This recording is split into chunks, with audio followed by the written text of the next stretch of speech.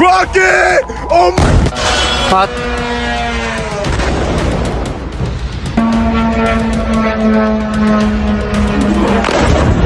The world has gone insane since U.S.-Israeli strikes took out Iran's supreme leader, Ayatollah Ali Khamenei, back on February 28th. Trump announced it, Iran confirmed it, and the reactions had been a total mixed bag. Some people are thrilled, others are furious. And then there's this whole side drama with Congresswoman Ilhan Omar that's got everyone talking. To criminals and enact serious penalties for public officials. You should be ashamed of yourself not standing up. First off, for decades, a lot of Iranians, especially the younger ones and folks in the diaspora, have been fed up with the regime. Khamenei was in power since 1989, and there were all these stories of oppression, protests crushed, women like Masa Amini dying after arrests over hijab rules. So, when the news hit that he was gone in those strikes, celebrations broke out in parts of Iran and among Iranian Americans.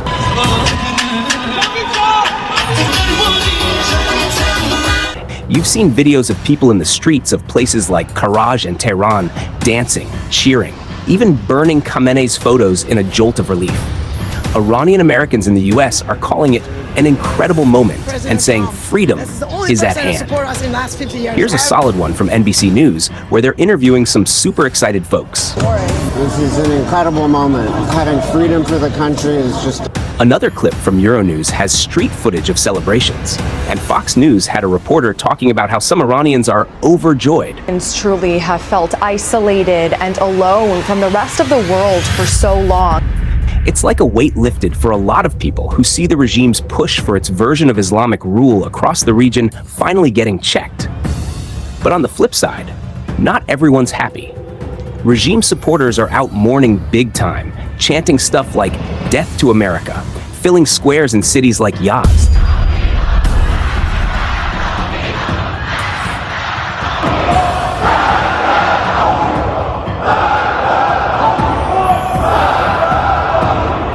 And Iran didn't just sit there. They fired back with missiles and drones at Israel, U.S. bases, and even Gulf spots like Dubai and Abu Dhabi. Rocket! Oh my...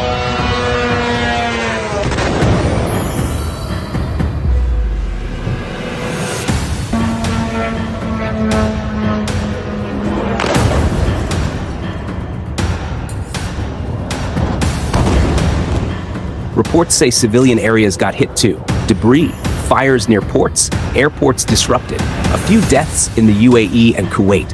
It's already chaotic, and people are asking why go after civilians if you're mad at military strikes. Check this live update summary on the retaliation shaking the Gulf.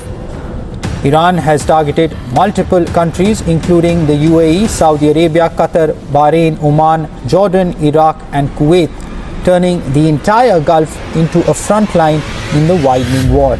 Now, to add injury to the now multinational wound, a U.S. House member representing Minnesota, Ilhan Omar, came out strong against the strikes right away. Is unilaterally dragging this nation into an illegal and unjustified war with Iran. As someone who survived the horrors of war, I know that bombs do not build peace or create stability. Military strikes will not make us safer. They will inflame tensions and push the region further into chaos. Every time we abandon diplomacy, we choose destruction. We know who will bear the costs of this decision: innocent civilians caught in the crossfire and young service members sent into harm's way. In her official statement, she called it Trump's illegal war on Iran, saying it was unilateral, no congressional approval, no imminent threat, and it risks lives for no good reason. She even highlighted it happening during Ramadan as sickening. She posted about it on X too. But trust critics to jump on Omar hard. Some say it looks like she's defending a regime that's done awful things. Executions, funding groups like Hezbollah, oppressing its own people, and with the celebrations showing many Muslims, especially Iranians, aren't mourning but relieved, it fuels the narrative that her take might not represent the broader feeling among folks who were fed up with the aggressive of the regime. You should be ashamed of yourself not standing up. You should be ashamed of yourself. That is why I'm also asking you to end deadly sanctuary cities that protect the criminals and enact serious penalties for public officials who block the removal of criminal aliens. In many cases, drug lords, murderers all over our country. They're blocking the removal of these people out of our country, and you should be ashamed of yourself. I have to point out Ilhan Omar. She repulses me, and I'm trying to find out why, because she's not unattractive.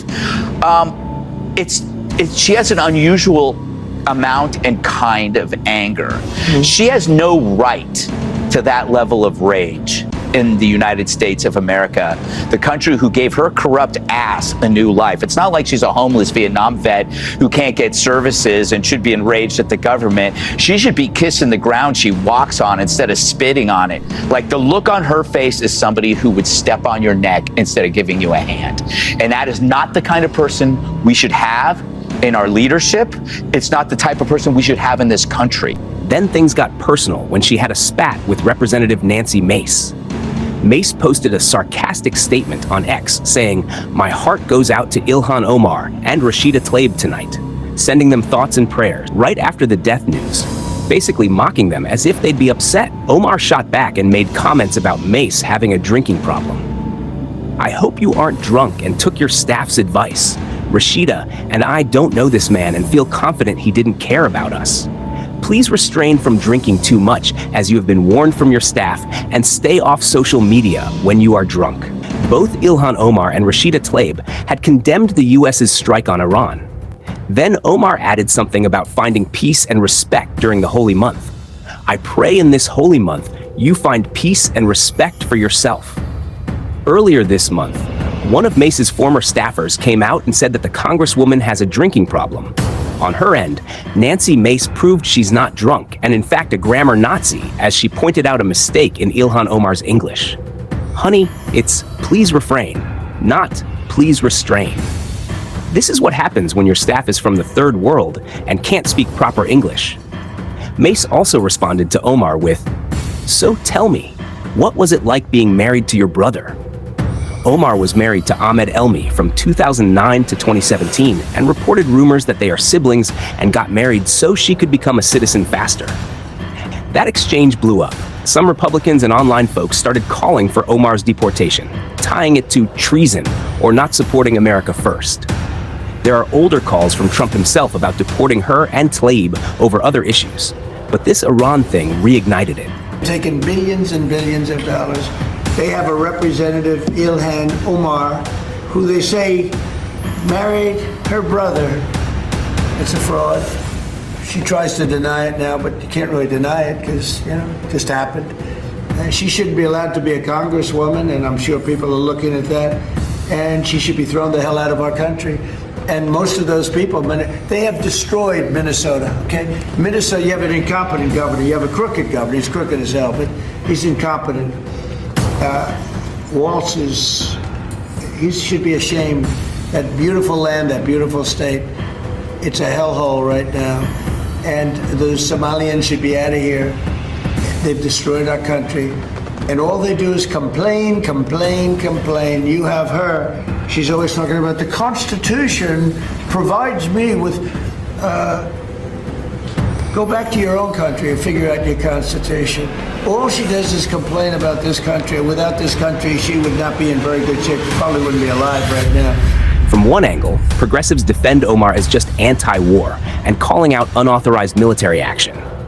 From the other, conservatives see it as sympathy for a bad regime at a time when many are cheering its downfall. And the bigger picture in all of this is that there's a lot of chatter that this strike is curbing Iran's long-game influence of using proxies, threats, and the whole export the revolution thing to gain world Islamization. And with the death of their supreme leader, some Muslims are waking up to that plan not being the path forward, hence the meltdown. Dawah means literally to call or to invite non-Muslims to Islam. It also means to Islamize institutions. Muslims to practice Islam, and it's to command right and forbid wrong. I'll explain that. It's a very important principle in Islam. And so first it is to get existing Muslims and turn them from just being people who identify as Muslim and worship Allah and turn them into activists, turn them into those who command right and forbid wrong within Muslim communities, invite non-Muslims to Islam, and institutionalize. In short, it is a very ambitious project to bring the world under Muslim dominion. What do you think?